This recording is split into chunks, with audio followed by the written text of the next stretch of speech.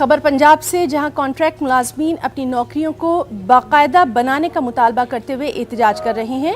सर्दी की शदीद लहर की परवाह किए बगैर मर्द ख़वातीन ने इस एहतजाज में हिस्सा लिया। ठेका मुलाजिम संघर्ष मोर्चे की जानिब से ये एहतजाज किया गया। खन्ना शहर में दिल्ली अमृतसर नेशनल हाईवे पर एहतजाज किया है।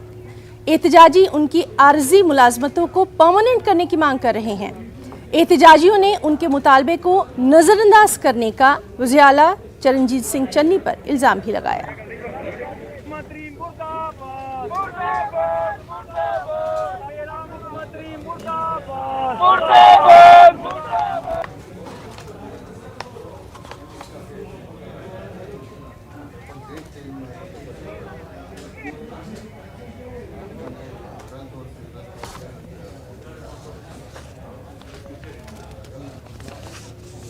जब पूरे देश में कोरोना की लहर पीक पर थी, उस समय गंगा एक्सप्रेसवे परियोजना में 4 माह के अंदर 90% से अधिक भूमि एक्सप्रेसवे का इफ्तिताह करते हुए जिस तरह से लगातार इस अहम खबर पर नजर बनी हुई है, हो चुका है।